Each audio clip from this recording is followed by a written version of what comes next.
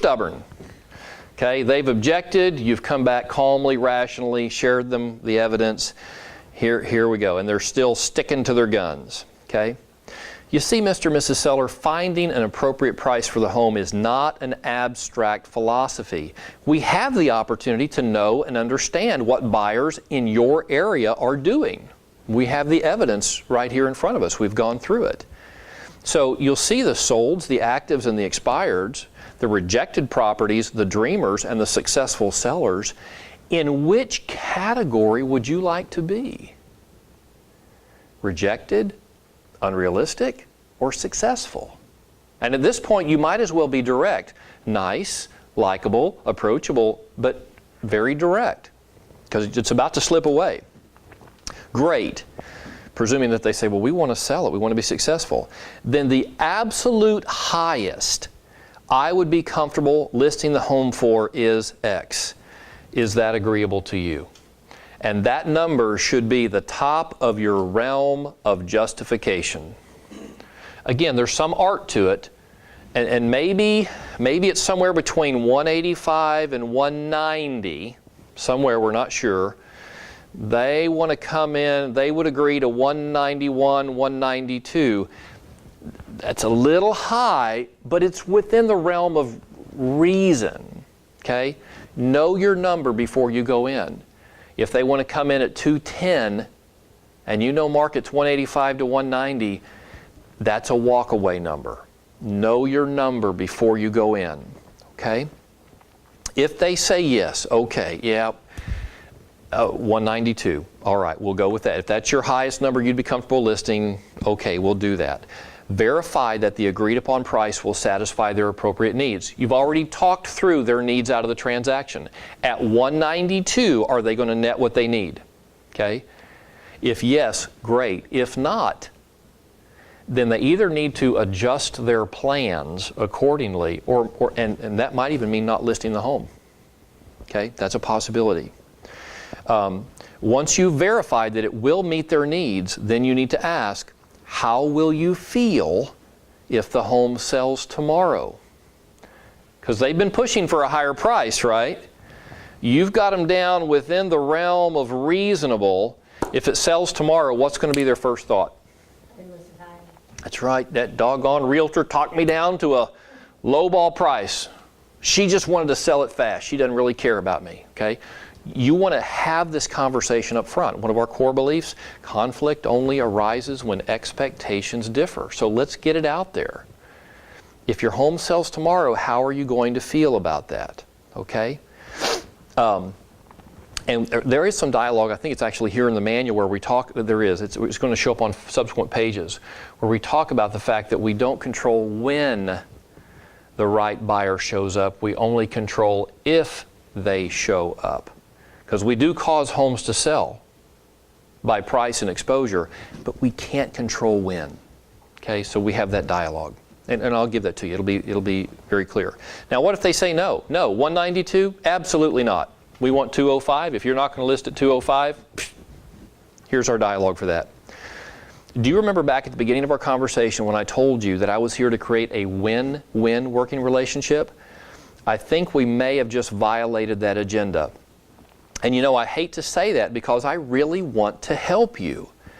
But if I were to take the listing at this price, I would consider that a win-lose relationship. I mean, listing your property at the higher price would be a win for me, but a lose for you. Does that make sense? No. What do you mean a win for you and a lose for me? Well, I would take the listing and market it and promote it, which would definitely generate buyers interested in your home. I would show the home, and when buyers discover that your home is overpriced, I would have no other choice but to show and sell them another home, which would be a big win for me because I made money, but a big lose for you because none of these needs that you said were critical to you satisfying out of this relationship, none of those are going to be met.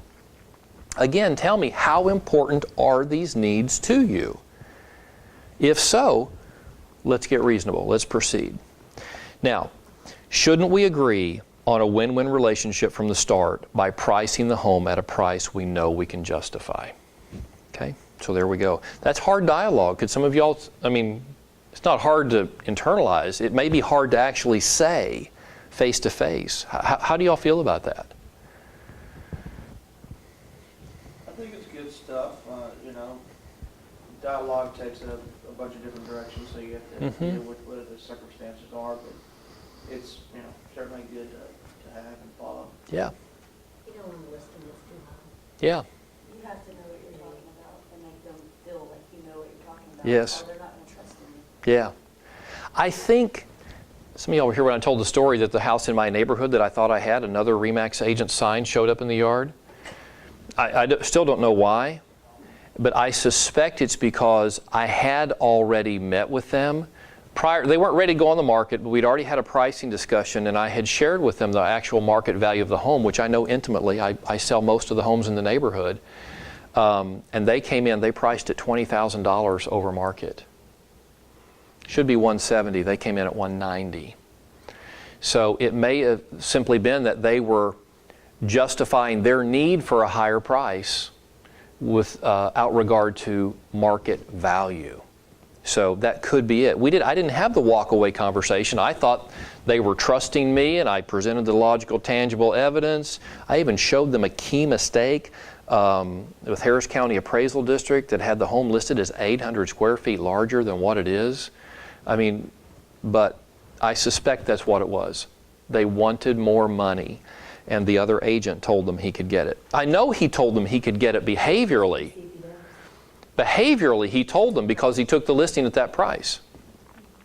I know he won't, because 95% of buyers are realtor represented. What do realtors have access to that demonstrates market value? Comps, right? What foolish realtor would lead their client to pay $20,000 over market? So no, it's not going to happen. They're not going to sell it.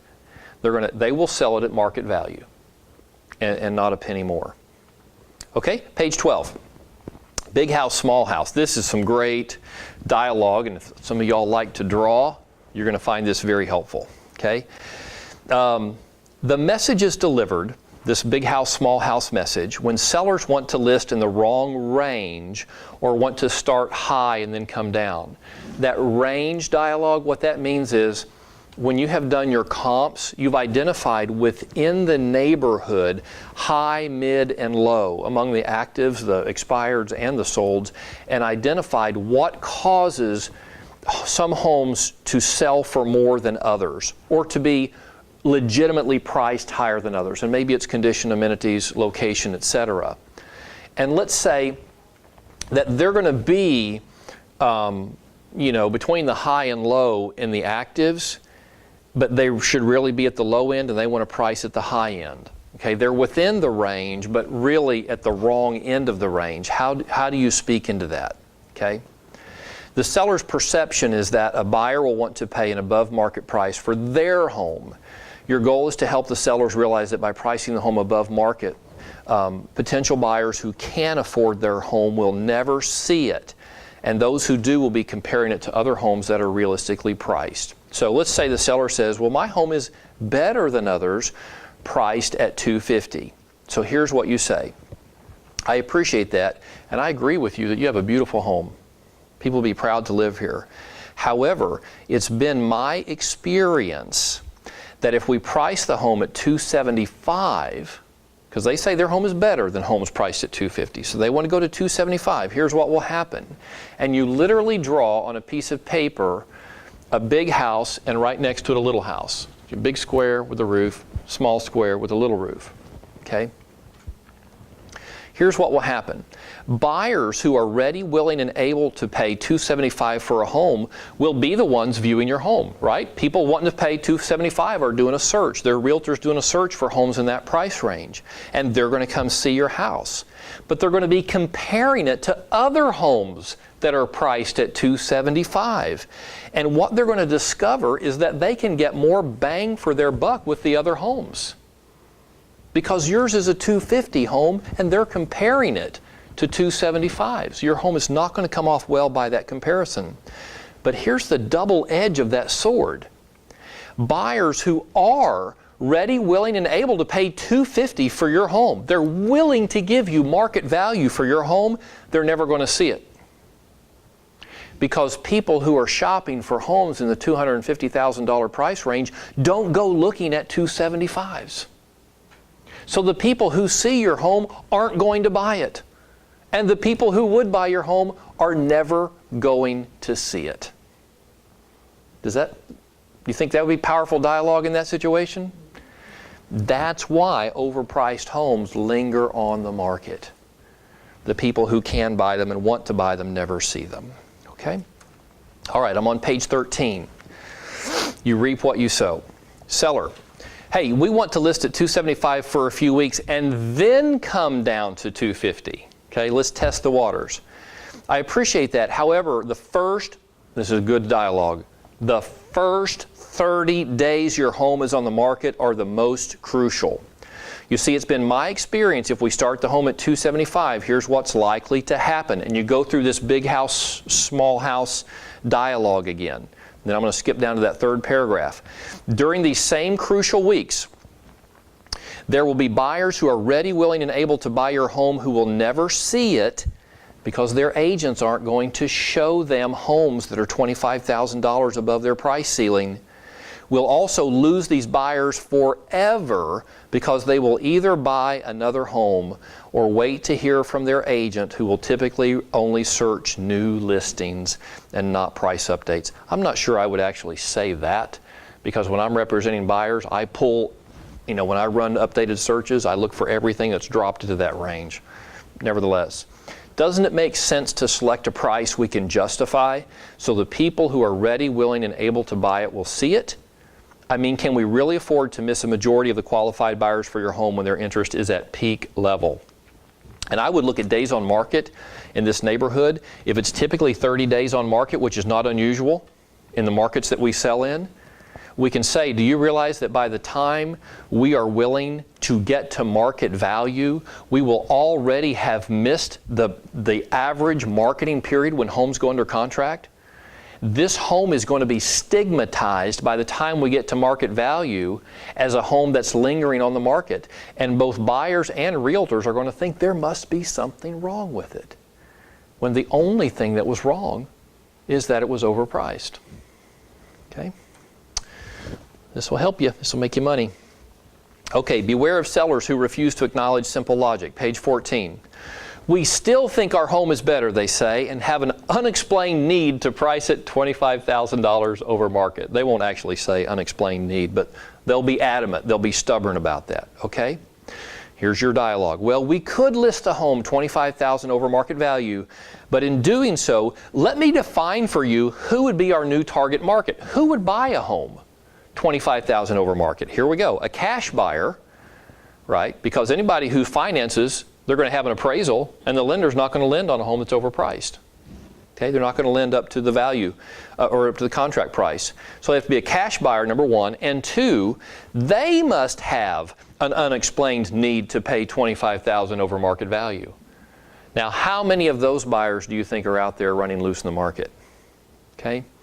My research shows that listing the home $25,000 over market value will result in these needs. Your need to be out of the home in 60 days. Okay? Your need to net 40 grand out of the transaction is not going to be fulfilled. How are you going to feel if your kids are not in their new school district in time to enroll for the start of the school year? How's that going to impact your family? Okay? Then shouldn't we do everything within our control to make sure that doesn't happen? Okay? This is good dialogue. All right. You don't need unmotivated sellers in your life. Trust me. I have, in my real estate sales experience, the most stressful experiences I have had are with sellers whose homes linger on the market. And that's just a horrible pressure that doesn't seem to go away on them and on me as their listing agent. Okay? So let's not go there. So let's say their dialogue is, we've done all this updating over the last year. Well, hey, we put in custom curtains, we painted the game room, all of that type of thing. Here's what we say. I appreciate that. And in a buyer's eyes, this may mean you've simply brought the home up to selling standards. If you were a buyer and two similar homes were for sale, one for $275 and one for $250, which would you buy? Wouldn't you agree that most buyers would feel the same way? Hey, is this going to be an issue? Getting realistic on price? If it is, then you drop back into that win-lose dialogue again. We may have violated this win-win relationship. Okay, remember, upgrades, this is for you, upgrades were taken into consideration when analyzing property condition and amenities, and thus should be reflected when positioning the home within the correct value range, high, mid, or low. And that's all covered in the pricing boot camp. Okay, page 16. Okay, here's a truth. Buyers don't care about sellers' needs. So what if they say, but we're moving to Dallas, we got to have 20% down on our new home in order to avoid PMI. In order to do that, we have to net $25,000 out of the sale of this home. Okay, is that a legitimate need on their part? Yes. Do buyers care? Here's the dialogue around that. Mr. and Mrs. Seller, pretend for a moment that you're a buyer. We've already seen 5 homes, and I show you this one. You like it, but you're curious why it is priced so far above the market. I reply that the seller has to have $25,000 in order to buy their new home. What would you do as a buyer? And obviously they're going to say, well, that's not my problem, okay? You see, if I could net you $25,000 more, I would love to. We would both profit. I can only get you what the market will bear, and that is demonstrated right here in the sold comparables. Does that make sense? I guess we could list the home for $25,000 over market, but in doing so, your pricing needs got to be met, your timing needs not going to be met, etc. You go through that same dialogue. Page 17. Now we're getting to a whole different approach here. But Joe, my neighbor down the street with a real estate license, said he would list my home for $275 for over market. That's exactly, I think, just what happened to me. Here's what you say. Well, of course he did. Okay? Of course he did. Right? But tell me this. How did Joe justify his price? Because I've shown you what the true comparables are. What did Joe show you to justify $275? Did he share his numbers with you, or did he just pluck them out of the air? Did he have a copy that he left with you? Oh, may I see that? May I see his comps? Do you think what buyers have done in the past in this neighborhood in the last 90 days is relevant to our pricing discussion? You're going to find out if they're rational. Do you think Joe was only telling you what he thought you wanted to hear? Could that have been a motivation in Joe's heart? And we know Joe's a good guy, but could he have been distracted by dollar signs and attracted to a win-lose relationship where he was willing to win even though you lose? Could that be possible? Okay? And then you just go through that win-lose dialogue. Skip down to one paragraph. It's been my opinion that Joe has agreed to take your listing at such a high price because he wants to use your home as leverage. What do you mean? Joe will advertise your home, which will generate buyer leads. However, when potential buyers discover your home is overpriced, they'll look to Joe to sell them another home. A win for Joe, a lose for you. Okay? So it's just a variation on the same dialogue. Page 18. Okay? This is all about knowing your walkout price. So, you're going to say to the sellers at some point when they've not been reasonable, are you saying that you will not list the home with me unless I list it in the realm of the ridiculous? And you need to be able to say something like that with a smile. Are you really saying you're not going to list with me if I don't agree to price it in the realm of the ridiculous? Like Joe? I've got to go to the realm of ridiculous like Joe did to enter into a relationship with you? Yeah. Joe said we can get $275. That's what I want. Okay, great. Here's my suggestion. I want you to sign a 3-month listing agreement with Joe and hold him accountable to his price. If he says he can get that, then you demand it from him. Okay. When the home doesn't sell, give me a call and I'll be glad to come back out. Would that be fair? And then you start packing up. Get all your stuff together. Okay. And then you're going to do one of these Columbo closes. Some of y'all who are old remember Columbo, okay? I mean, I would love to take the listing. However, I refuse to do it at the expense of your wins. I care about you. I think I might care about you more than you care about yourself, okay? Oh, but before I leave, let me ask you one question. This is the Columbo. Do you really have 3 more months to wait? What's it going to mean to your family to postpone the true marketing of your home another 90 days? Okay? What is your plan B? What's going to happen? Okay? So you got to be tough to have that conversation. All right. You're going to hear this on 90% of your listing conversations. Yes, Frank, we know 250's market value. You've demonstrated that amply. But shouldn't we leave some room for negotiation? I mean, we should come in at 259 so we got some room to come down, right? Some realtors actually coach that philosophy. You might have heard those words coming out of your own mouth sometime, okay? Here's my philosophy, and I think this is legitimate. That's a great question. Should we leave room for negotiation? But tell me this, what's important to you about leaving room for negotiation? Listen to the response. Okay, so your justification for pricing your home high is just to leave room for buyers to negotiate, right? Okay. Number 3, if we leave room for negotiation, what are we going to get? What are we inviting into this transaction if we price high to leave room for negotiation? What are we going to get? You tell me. This is the responsive part. If we ask for negotiation, what are we going to get? They're going to want negotiation. If we price high, we are inviting people to offer low, right? That's what we have told them behaviorally by coming in over market. Okay. Are you willing to negotiate to a market price? If we agree your home is worth $250, are you willing to sell it for $250? Their answer should be yes, right? We just want to leave room for negotiation. Yeah, we're willing to sell for $250, but we got to leave some room there, okay? Now, let me ask you this. Are you willing to negotiate to a below market price? Your home is worth $250. Are you willing to sell it for $240 or $240? Well, no, we would never do that, okay? This is where your consulting comes in. All right, number 6, do you think it would be better to position you in a way to generate one offer or multiple offers? Well, multiple, of course. Great. Well, may I share with you my philosophy on negotiation, my strategy on generating multiple offers? And here we go. If we price a home like most agents and leave room for negotiation, the negotiation is what we'll get.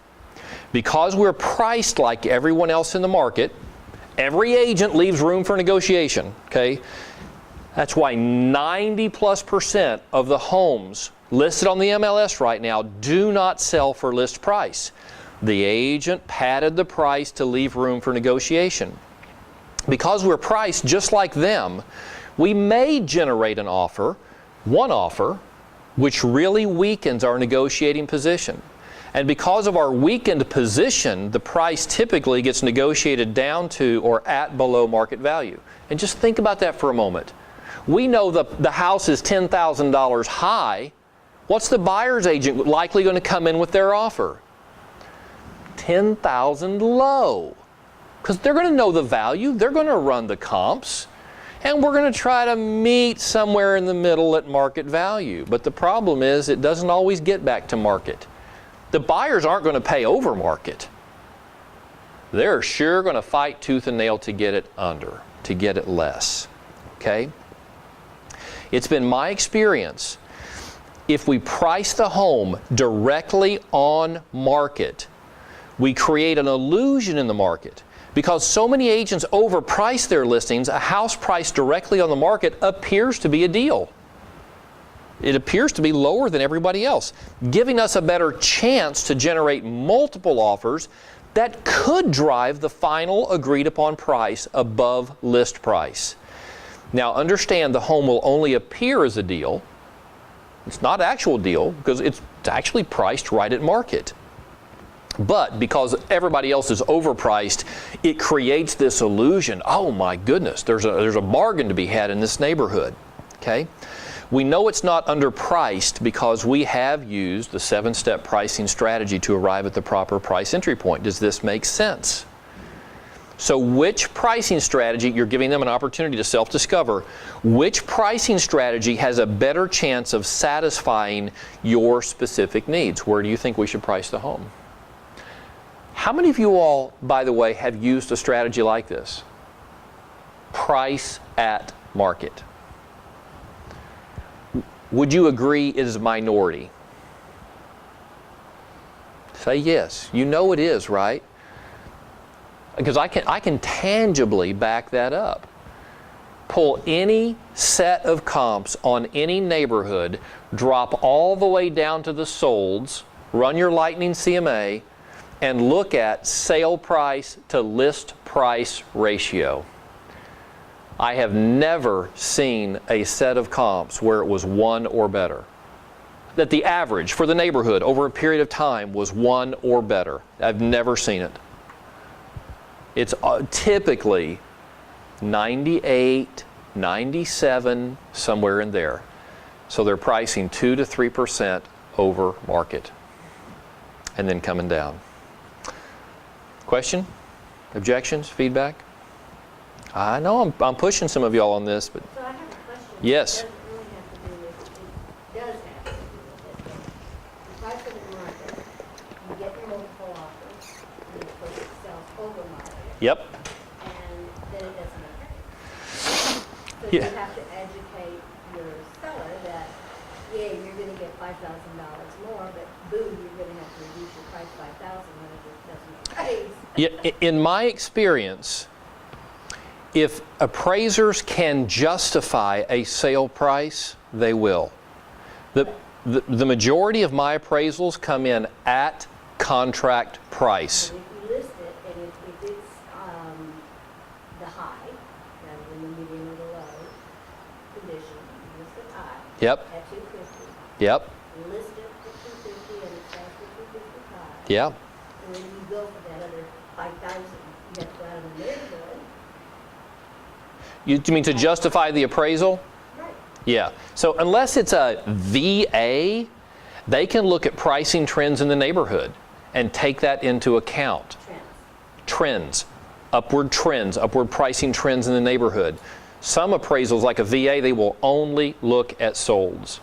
But So that's a good idea, the trends, because you meet your appraiser and with a package, yes, so that's what I need to do. yes. If it has happened. And I would say this also. Let's just say that the appraisal comes in at $250 and we have a sale price of $255. In that price range and higher, the buyers typically have the ability to fork down the extra $5,000. They don't want to. Well, they don't want to, but if they want the house, and they have demonstrated that they do. Let's say we meet in the middle and they each kick in $2,500 and we have to lower the sale price to $250, $2,500. You still netted the sellers $2,500 they wouldn't have had otherwise. So I would not let fear of appraisal lower a contract price in advance. If you have to lower it afterwards, then deal with that reality. But get as much as you can on the contract. And in my experience, appraisers, if they can justify it, they will. It's not accident that most appraisals come in at contract price. They're trying to justify the deal. If the deal is unreasonable, they're not going to put their name on it. But if they can justify it, they will. And what name justify? What are they going to say? They can show that contract price is market value. Market value. If you don't have the numbers, what he's saying is you can show the trend has been 1% per month, year, or whatever. What did you think, a year? If you could never get a home to appraise if other homes have never sold for that price, then you could never get a loan you could never raise the price in a neighborhood. Right. Right? Prices consistently over time going up, and most appraisers can take that into consideration. Okay? And you might need to help them with that. Most appraisers, I have found, if you maintain a very professional, helpful demeanor, will allow you to be involved. I had this, and this is when I have the conversation. When they call me to schedule the appraisal, right? They call you because you're the connection to the seller. And I say to them at this time, I had this conversation last week with an appraiser, and we just set the benchmark in the neighborhood. We're 10,000 over any home that's ever sold in the neighborhood. And I said to her on the phone when we set the appointment, I think you're going to discover that this home is priced right. Even though we've set a benchmark for the neighborhood on a price, because it's the biggest house in the neighborhood, on a price per square foot basis, we are actually under market value right now for homes in this neighborhood. But as you do your appraisal, if you have any difficulty justifying the contract price, please call me. And I'll be happy to provide you with comps or a list of conditions and amenities in this home that justify the price. I just want to be here to help you. Guess what? She called me yesterday. She was having trouble. And we were able to talk through it.'s not going to be able to use the neighborhood comps because they have to stay within 15% of the size. And this is the biggest house. Our recent comps are more than 15% smaller. So she said, I'm having to go outside the neighborhood for comps. Well, that was a red flag to me. So what I said, I asked her for two things. I said, to be truly comparable, please consider year built, because this home was built in 2013. Look at recent builds in the area. And secondly, look at gated communities, because this is a gated community. A comparable new build not in a gated community may not measure up. But I said, if you'll take those two factors into consideration, they will be true comps. And then I think you'll see the value is there. So just leave the door open to have that conversation. Think through what justifies that price and be prepared to share it. Okay? All right. I love this page, may be the most important in the whole manual about leaving room for negotiation. I found it to be very, very true. I would say probably 25% of my listings do sell over list price. And it's because I counsel the sellers. And here's a dialogue. I had this recently. My most recent one that sold over list, it sold to the first person who saw the home on the first day. And what I had counseled the seller was, we need to be highly concerned about coming in high, because that'll drive the price down. We don't need to be overly concerned about underpricing the home. Because if we come in below market, in the art and science, if we misjudge and we come in low, that's not going to be a problem at all. Because then it's going to generate multiple offers and drive the price up to market or above. He took my advice. We got 2 offers the first day, and it drove the price up over list. Just exactly like I told him would happen. Okay? So be very concerned about overpricing. Don't be concerned about underpricing. The market will find its level on that. Okay? All right. We are going to go to page 20. All right. This is the dialogue. Once you've convinced them to price at market, you have to have this conversation. Because again, it's going to appear to be a bargain in the MLS. It's going to attract a lot of attention, perhaps multiple offers, and a quick sale. So here we go. How would you feel if your home sells tomorrow? Well, gosh, I might feel like we priced it too low. Now you're going to stay into curiosity. You're in control of the conversation. May I ask why you would feel that way? Okay. Well, because average days on market are 62 and we sold it in 1 day, that would tell me we underpriced. Okay. So let me ask you this. Is your goal to meet your needs within your designated time frame? Remember, you identified those, 1, 2, 3. Would you agree that pricing your home at the appropriate price entry point increases the odds of getting 1 or more offers within your designated time frame? Well, yeah.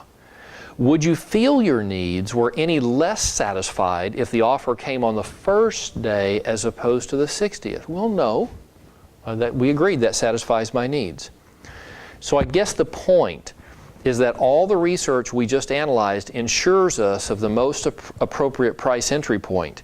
Now, we really shouldn't care whether the right person sees it as long as they see it within your designated time frame, correct? Therefore, if someone who's ready, willing, and able to pay $250 for your home sees it on the first day it's on the market, we should expect an offer, wouldn't you agree? You see, and this is the important role, the key sentence in this whole dialogue. We really can't control when the right person sees the home. We only control if they see it. Does that make sense? Okay? That will help you immensely. That will help you if it doesn't sell on the first day and it hasn't sold on the 30th day. I find this dialogue to be very helpful for homes that are staying on the market longer than the seller expected, because there are some unreasonable seller expectations that it is going to sell on the first day because their neighbor's house sold on the first day. The home they sold in California sold on the first day. This thing's been on the market 30 days and hasn't sold. What's wrong? I had this dialogue with one of my sellers probably 3 weeks ago. Your home is priced right. Your home is being exposed properly. So now, all that's called for on our part is patience. Because the right buyer will show up. We know that. We just don't know when. But we've priced it so that they will show up within your designated time frame. And the very next week we got an offer on it and contracted. I breathed a big sigh of relief, right? But this dialogue helped me in that situation as well. Okay? Now, you're going to love this. The commission objection. Have you all ever been asked to discount your commission? Oh, if you haven't, your days are numbered. It will come up. Okay? What if they ask you to work for less? Okay? Very simple response. Well, they want you to work for 2% instead of 3%. Really, why? Do you not think I'm working